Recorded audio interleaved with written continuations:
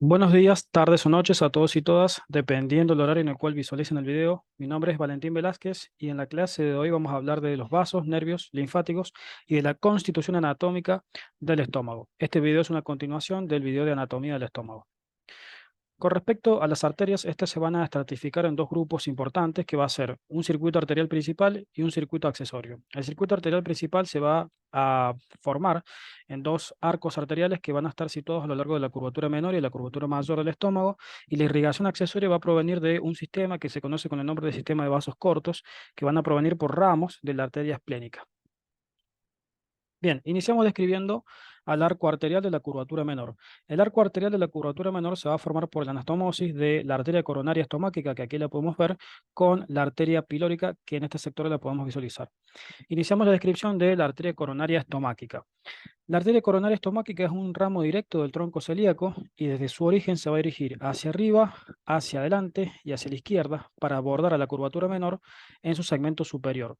Desde allí desciende y va a abordarse o va a situarse, mejor dicho, a lo largo de toda la curvatura menor del estómago para finalizar anastomosándose con la arteria pilórica. Vamos a hablar un poquito de las relaciones de esta arteria. Con respecto a las relaciones de la arteria coronaria estomáquica, se distinguen en los siguientes segmentos: relaciones de su segmento ascendente, relaciones de su curvatura y relaciones de su segmento intraepiploico, que sería este que vemos acá, que eso sería su segmento descendente. Con respecto a las relaciones de su segmento ascendente, que es este que podemos visualizar aquí, en este sector dijimos que la arteria se dirige hacia arriba, hacia la izquierda y hacia adelante para posteriormente abordar a la curvatura menor del estómago. En este sector, la arteria es posterior y retroperitoneal y va a levantar el peritoneo, formando lo que se conoce con el nombre de os de la arteria coronaria estomáquica, ligamento pancreático aórtico o ligamento posterior del estómago.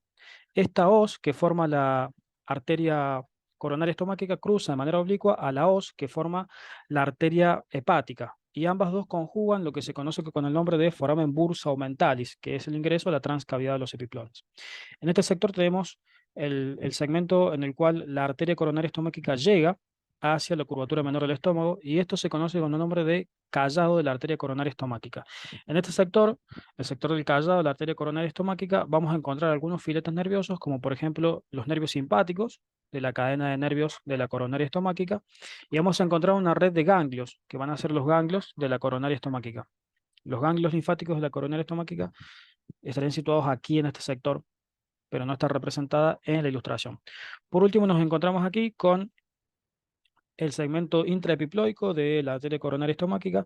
En este sector, la arteria va a descender para poder finalizar anastomosándose con los ramos satélites colaterales, perdón, ramos satélites terminales de la arteria pilórica. En este sector, la arteria se va a situar entre las dos hojas peritoneales, entre las dos hojas del epiplón menor, y se va a ver acompañada de la vena coronaria estomáquica y de algunos nervios, ¿sí? Como por ejemplo el nervio principal anterior de la curvatura menor del Atarsat. Cabe destacar un detalle que olvidé mencionar en este sector, que la os de la arteria coronaria estomáquica se encuentra adosada, se encuentra adherida por los ramos cardioesofágicos o las arterias cardioesofágicas que se encontrarían en este sector. Pasamos ahora a la descripción de, volvemos a la ilustración presente, y pasamos a la descripción de la arteria pilórica. La arteria pilórica se origina aquí, en este sector, como lo podemos visualizar, como una rama de la arteria hepática común, ¿sí? La arteria hepática común que ya ha ingresado al epiplón para posteriormente continuarse como arteria hepática propia. Acá la podemos ver, se dirige hacia abajo y hacia la izquierda para abordar el segmento inferior de la curvatura menor. En este sector, la arteria se va a adherir a la curvatura menor y va a continuar su trayecto, su corto trayecto, para dar unos ramos colaterales, que son ramo anterior y ramo posterior, que se van a anastomosar con los homólogos de la arteria coronaria estomáquica. Acá nuevamente podemos ver la ilustración. Esta es la arteria pilórica, como llega hacia el borde superior del píloro y posteriormente se continúa por este borde del estómago, de la curvatura menor, para anastomosarse con la coronaria estomáquica. Bien, ¿cuáles van a ser los ramos colaterales del arco de la curvatura menor?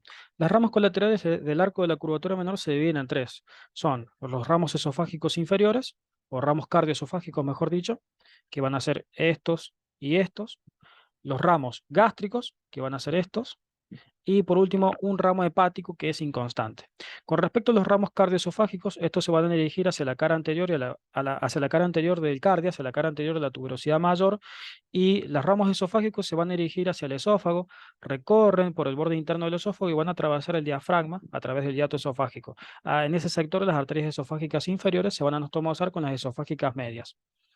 Con respecto a las arterias gástricas, se dividen en dos, las gástricas anteriores y las gástricas posteriores, y por último tendríamos nosotros a un ramo hepático que es inconstante, que ingresa por el borde interno del pedículo hepático hacia el hilio hepático.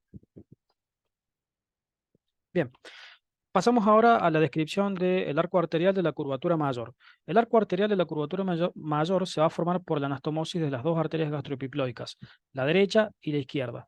Esta sería la arteria gastroepiploica izquierda y esta es la arteria gastroepiploica derecha. Con respecto a esa anastomosis, esta se va a dar por encima del colon transverso y por debajo del epiplón mayor. Y en todo su trayecto, este arco arterial se va a encontrar ahora separado de la curvatura mayor del estómago, a diferencia de lo que sucedía con el arco arterial de la curvatura menor. ¿Sí? El arco arterial de la curvatura menor se encuentra adosado, adherido al estómago, el de la curvatura mayor no, se encuentra distanciado. Estas dos arterias, la gastroepiploica derecha y la gastroepiploica izquierda, van a provenir de dos ramos diferentes. La gastroepiploica izquierda, que sería esta, proviene como un ramo de la arteria esplénica antes de que ésta llegue al hilio esplénico, y la gastroepiploica derecha va a provenir de la arteria gastroduodenal, que a su vez proviene de la arteria hepática común, ¿no? Proviene de este sector. Ambas dos recorren a la curvatura mayor sin adherirse a él, como ya mencionamos precedentemente. Se van a ver acompañadas por la cadena de nervios del arco arterial de la curvatura mayor y van a dar dos ramos, los ramos gástricos o ramos superiores y los ramos epiploicos o ramos inferiores. Los ramos gástricos se distribuyen por toda la cara anterior del estómago y los ramos epiploicos se van a distribuir por todo el delantal epiploico, que sería el epiplón mayor. Se van a ver acompañados también por la cadena de ganglios de la curvatura mayor. ¿Sí? Esto se llama cadena ganglionar de Cuneo y de Lamar. Bien, pasamos ahora a la descripción del sistema de los vasos cortos. El sistema de los vasos cortos va a ser una red accesoria de arterias que van a provenir como ramos de la arteria esplénica ya en su segmento en su segmento interior del hilio esplénico. Desde este segmento se forma el sistema de los vasos cortos, las gástricas, ¿no? Se dividen en dos, gástricas anteriores y posteriores, que abordan la cara anterior y posterior de la tuberosidad mayor. A su vez también acá encontramos otra arteria que proviene del sistema de los vasos cortos. Esta es colaborativa o accesoria complementaria del sistema arterial principal y va a dar a su vez unos pequeños ramos cardiales hacia el cardias. Bien, pasamos ahora a la descripción de las venas. Con respecto a la descripción del sistema venoso del estómago, en este sentido nosotros vamos a decir en principio que las venas se van a situar de manera homóloga o de manera satélite a los arcos arteriales. En este sector podemos ver el arco de la curvatura menor, en este sentido sería el arco venoso de la curvatura menor del estómago, y este es el arco venoso de la curvatura mayor del estómago.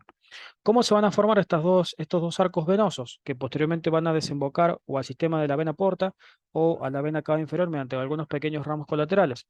Se van a formar mediante la siguiente manera. Acá encontramos a la vena coronaria estomáquica. Esta sería la vena coronaria estomáquica que dijimos que acompañaba a la arteria coronaria estomáquica, y esta es la vena pilórica que tiene un trayecto satélite y viajan por el mismo segmento. Estas dos se van a anastomosar en este sector y van a formar el arco de la curvatura menor. Van a ser afluentes posteriormente de la vena porta, que a su vez la vena porta cabe destacar y mencionar que se forma como una anastomosis de la vena mesentérica superior con el tronco espleno mesentérico, que a su vez se forma como una anastomosis de la vena esplénica y de la vena mesentérica inferior. Después tenemos al arco venoso de la curvatura menor, que se forma también por la anastomosis de la vena gastroepiploica derecha y la vena gastroepiploica izquierda. Acá también encontramos nosotros a la cadena ganglionar adherida, o sea, a la cadena ganglionar de la curvatura mayor. Bien, Pasamos a la descripción del sistema de drenaje linfático del estómago, el cual tiene especial importancia en la cirugía oncológica. Con respecto a los linfáticos del estómago, estos se van a dividir en tres grupos. La cadena de ganglios de la curvatura menor, la cadena de ganglios de la curvatura mayor y la cadena de ganglios de la tuberosidad mayor. Vamos a hacer zoom en esta ilustración y vamos a visualizar y explicar a la cadena de ganglios de la curvatura menor. La cadena de ganglios de la curvatura menor del estómago van a ser a número de 8 o 10 y se van a distribuir a lo largo de toda la curvatura menor del estómago. Todos estos ganglios van a formar una red de tejido blancuzco, de tejido blanco, a lo largo de esta víscera. A su vez, estos ganglios de la curvatura menor del estómago se dividen en tres grupos, que van a ser los grupos cardiales, los grupos pilóricos y por último los grupos propios de la curvatura menor. En este sector, en los grupos, por ejemplo, pilóricos, encontramos los ganglios retropilóricos y suprapilóricos, los que se ubican por encima del píloro y los que se ubican por detrás del píloro. Después encontramos a la cadena de ganglios de la tuberosidad mayor. Esta cadena de ganglios de la tuberosidad mayor van a ser menores tanto en número como en importancia para la cirugía oncológica. Acá encontramos 4 o 6 ganglios, que van a ser ganglios precardiales y retrocardiales.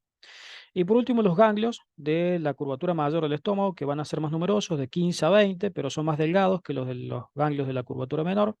Estos se van a distribuir a lo largo de toda la curvatura mayor del estómago y van a terminar drenando hacia la cadena de ganglios suprapilóricos.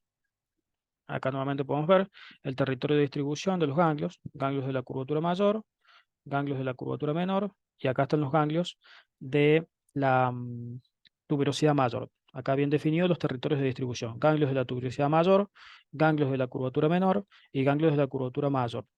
Los ganglios de la curvatura menor y los ganglios de la tuberosidad mayor van a posteriormente drenar a la cadena ganglionar de la esplénica y van a desembocar posteriormente en el epiplón gastroesplénico para después dirigirse al epiplón pancreático esplénico y drenar hacia el conducto torácico. Bien, pasamos ahora a hablar de la inervación del estómago. La inervación del estómago va a ser tanto simpática como parasimpática. La inervación simpática proviene de los segmentos T6 a T9 y la inervación parasimpática proviene de los nervios vagos derecho e izquierdo. Con respecto a la inervación parasimpática, que es la primera que vamos a describir, tenemos dos ramos respecto a la cadena parasimpática. Con respecto a los ramos que encontramos, son ramos del nervio vago anterior o tronco vagal anterior, que proviene del nervio vago izquierdo, y ramos provenientes del nervio vago derecho o nervio o tronco vagal posterior, que es este que vemos acá con el estómago replegado. Con respecto a la cadena de los ramos anteriores del nervio vago del tronco vagal anterior, que sería esta, vamos a poner esta ilustración, este desciende y cuando alcanza el borde, desciende por el borde derecho del esófago y cuando alcanza el borde superior o el segmento superior de la curvatura menor, este se va a empezar a dividir en numerosos ramos, distribuyéndose a lo largo de los vasos arteriales para la vasomotricidad y a lo largo de toda la curvatura mayor del estómago, dando un ramo importante, que es el ramo más importante del tronco vagal anterior, que es el que se conoce con el nombre de nervio principal anterior de la curvatura menor del Latarjet, que es el que se distribuye por todo este segmento. Ese es el nervio más importante de la red de nervios del tronco vagal anterior. Con respecto a la red de nervios del tronco vagal posterior, que es el que encontramos acá, este va a descender por el borde derecho del esófago y va a alcanzar la cara posterior del estómago. Al alcanzar la cara posterior del estómago, no se divide en principio como la red que describimos precedentemente, sino que sigue su trayecto. Y al alcanzar la curvatura, al alcanzar la cara posterior del estómago, va a dar un ramo, que es el ramo más importante del tronco vagal posterior, que es el que se conoce con el nombre de nervio principal posterior de la curvatura menor o nervio asesino del Latarjet, que es este que encontramos distribuido por acá. Con respecto a la red simpática, que es el que le va a dar la inervación simpática al estómago, en este segmento, o sea, estos nervios van a provenir de los segmentos T6 a T9 de la médula espinal, se van a originar por el núcleo intermedio lateral de la médula espinal y posteriormente se van a anastomosar como el nervio esplácnico mayor con los ganglios celíacos o con el plexo celíaco. Se va a formar una anastomosis entre las redes postganglionares del nervio esplácnico mayor o nervio esplácnico torácico y con la red preganglionar de los nervios simpáticos. Bien, por último, y ya para finalizar con la clase, vamos a pasar a hablar ahora de la constitución anatómica de, el estómago. El estómago va a estar compuesto por 4 capas que desde superficial hacia profundo van a ser la túnica serosa, que es una dependencia del peritoneo, la túnica subserosa, que en realidad no está clasificada anatómicamente como una de las capas del estómago, la capa muscular, que es esta que se encuentra acá, la capa submucosa y por último la capa mucosa. Esas serían las 4 capas: la serosa, la muscular, la submucosa y la mucosa. Con respecto a la túnica serosa, simplemente lo que hay para mencionar es que es una dependencia del peritoneo. En este sector encontramos la inserción de los epiplones o ligamentos gastrocólico, gastroesplénico y gastrohepático. Después, con respecto a la túnica muscular, encontramos 3 planos, según la anatomía, o según Testilda Target, 3 planos que van a ser un plano superficial, un plano medio y un plano profundo. El plano superficial va a estar compuesto por una red de fibras musculares longitudinales, el plano medio por una red de fibras musculares circulares, que son las que se engruesan a la altura del píloro y configuran el esfínter pilórico, y por último, el plano profundo. Las fibras musculares circulares son el plano medio y por último el plano profundo, que acá no está representado, pero que según Testilda Target es un plano de fibras musculares oblicuas. Después tenemos la red mucosa o submucosa perdón, la capa mucosa o capa submucosa del estómago. En este sector se van a originar, por ejemplo, el sistema venoso, de drenaje venoso del estómago, que posteriormente configuran los arco venoso de la curvatura menor y arco venoso de la curvatura mayor. Y acá se forman también 2 plexos nerviosos, que van a ser el plexo mientérico de Auerbach y el plexo mientérico de Meissner. Y por último tenemos a la túnica mucosa, en donde encontraríamos, por ejemplo, a las glándulas gástricas, al epitelio, en realidad el endotelio de revestimiento del estómago, ¿no? Que va a formar estos pliegues, que son los pliegues gástricos. En el interior de todos estos pliegues gástricos encontramos nosotros, vamos a hacerle zoom, a las distintas glándulas gástricas que van a sintetizar mucus o mucina, ácido clorhídrico y demás. Acá encontramos el esfínter pilórico visto desde un estudio de endoscopía.